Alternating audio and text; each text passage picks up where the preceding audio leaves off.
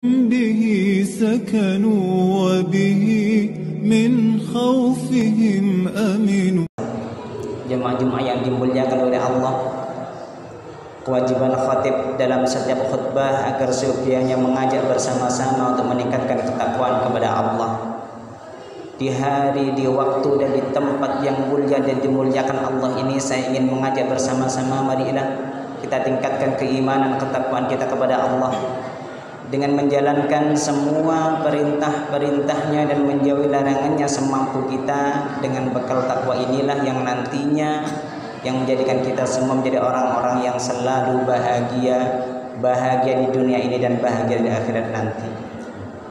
Jemaah-jemaah yang dimuliakan oleh Allah, pada kesempatan kali ini saya ingin mengajak bersama-sama meningkatkan ketakwaan kepada Allah dengan mengambil hikmah cerita tentang Nabiullah Musa.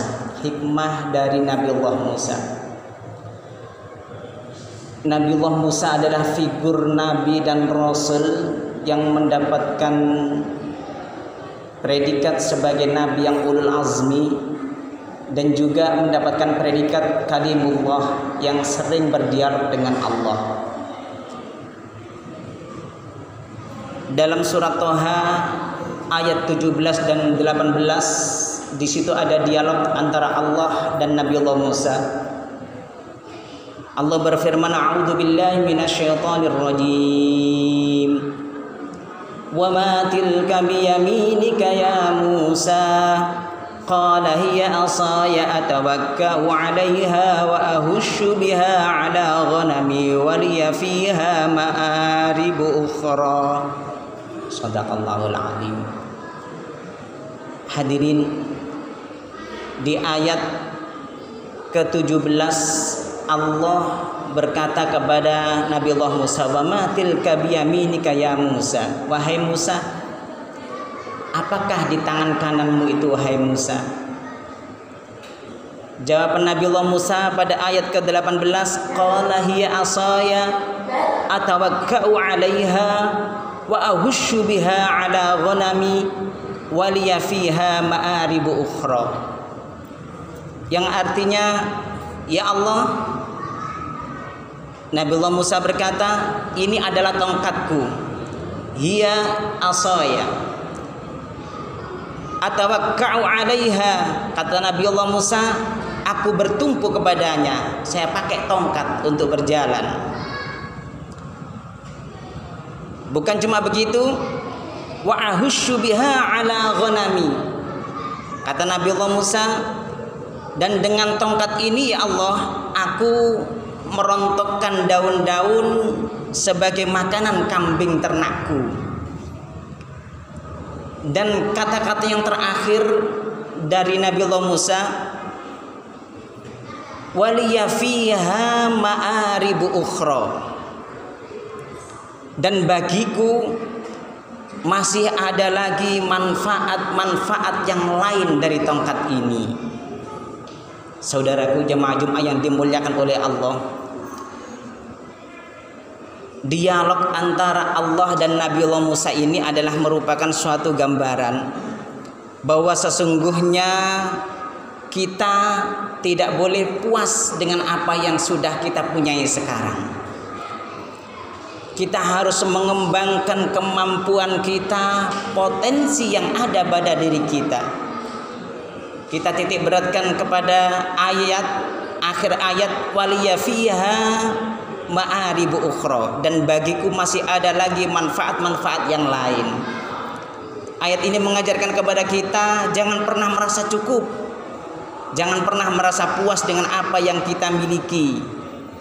Kembangkanlah potensi yang ada, fadilah yang diberikan oleh Allah kepada kita, kita kembangkan semaksimal mungkin. Masih banyak potensi terpendam yang perlu digali dari cerita dialog antara Nabiullah Musa dan Allah ini. Kelihatannya hanya sekedar tongkat, tapi di sini Nabiullah Musa bisa mengembangkan. Dengan tongkat saya bisa berjalan, saya bisa menyingkirkan batu kalau ada di jalan, Dan saya juga bisa beribadah dengan memberikan makanan kepada kambing ternakku dengan mengambil daun dari tongkat ini. Dan juga masih banyak yang lainnya. Kalau kita sering dengar Nabiullah Musa bisa membelah lautan, itu sebagian dari karunia mukjizat yang diberikan oleh Allah kepada Nabiullah Musa. Namun intinya manusia adalah diciptakan oleh Allah sebagai makhluk yang sempurna. Dengan kesempurnaan itu kita ditantang oleh Allah dengan cerita ini. Sesungguhnya anugerah kita masih banyak yang bisa kita lakukan. Ibadah mungkin kita hanya sekedar sholat fardu, mungkin tingkatkan dengan sholat sunnah rawatib. Mungkin kita sudah bisa dengan melaksanakan sholat sunnah rawatib, tingkatkan dengan sholat sunnah yang lainnya. Kalau diistilahkan tongkat tersebut adalah ibadah sholat. Dengan ibadah yang lainnya mungkin kita bisa memanfaatkan anugerah Allah yang diberikan oleh Allah kepada kita semua. Intinya penggalan terakhir dari ayat tersebut adalah mengingatkan kita untuk jangan berhenti menjadi orang yang cukup baik, tapi jadilah orang yang lebih baik dari yang ada sekarang. Kembangkan semua potensi yang ada hingga menjadi yang luar biasa.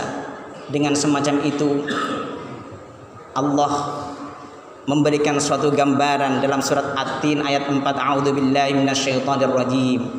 Laqad khalaqnal insana fi ahsani taqwim. Sesungguhnya manusia diciptakan oleh Allah sebagai bentuk yang sebaik-baiknya. Mudah-mudahan sedikit khutbah ini bisa menjadikan kita semakin semangat dalam beribadah kepada Allah, semakin semangat menggali apa potensi yang diberikan oleh Allah kepada kita semua, dan menjadi hamba-hamba Allah yang selalu memberikan kedamaian, selalu memberikan kemanfaatan kepada sekitar kita. Amin amin ya rabbal alamin.